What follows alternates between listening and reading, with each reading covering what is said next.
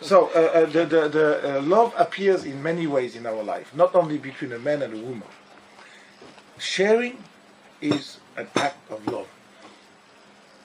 Sharing is an act of love. Whatever you might say, if I share, this is an act of love. Number two, if I respect, respect is an act of love. And number three, if I forgive, that's also an act of love. So, through my three commands, which I apply, which I put into my company, and which I put in my private life, the three, sharing, forgiving, and respecting, are three appearances of love. If you really, sharing is out of love. If the mother doesn't want to share her body and her blood and her oxygen with the newborn, there will be nobody born. So women have to share their body.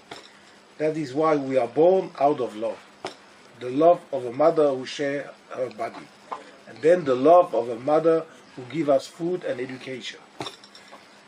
And when she gives education, when she gives food, she shares with baby. Sharing is an act of love. Respecting is an act of love. Forgiving is an act of love. That's how my philosophy comes true in my company and in my private behavior. Thank you.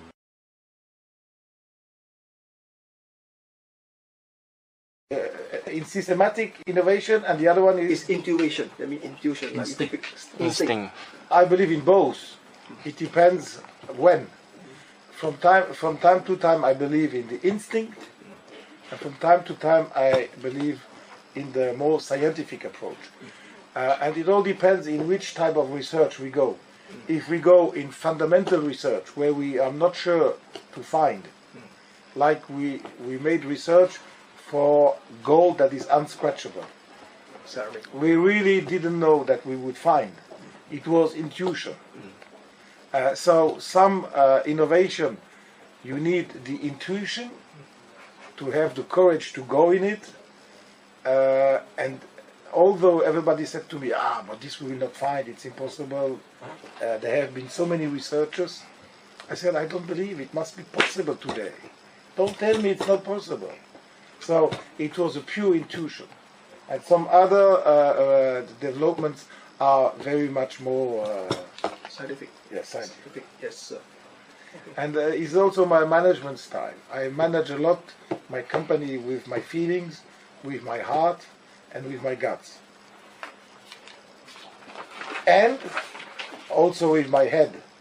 So I have my feeling, I have my guts, I have my heart, and I have my head. So the head is only 1/4. But it's balanced. When many people just decide with their head. And then there's a lack of, because sometimes intuition, sometimes your guts and your heart also plays a strong role, not only head.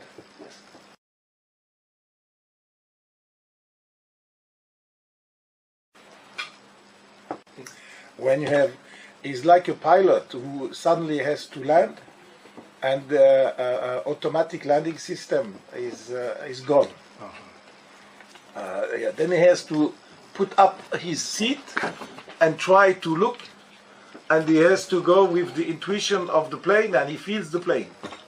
Before, everything was electronic, and he had just to push a button and put 360 degrees, 360 degrees.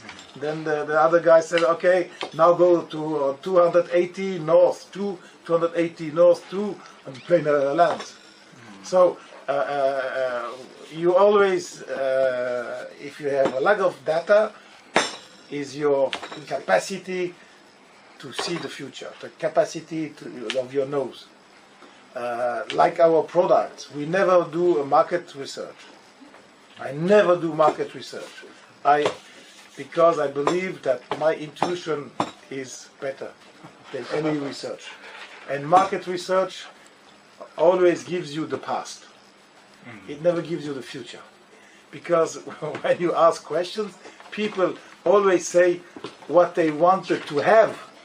They don't say what they want to get next. They always speak with the past. They tell you what they would have loved to have today, but today is gone. So market research is very often the reflection of what is the picture today or the picture yesterday. Yes. And in that sense, market research doesn't help you.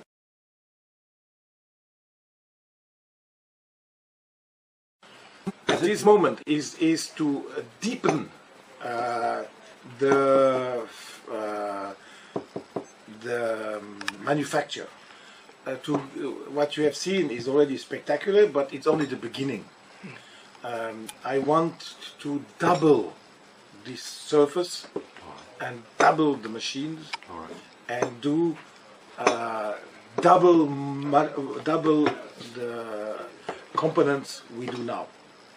I'm dreaming to have one day 100% done by Hublot, to be totally independent and to have a total control on our not only production but on our development, because you can only make research and development if you have your own production capacity. How can you make research on gold if you have no gold metallurgy department?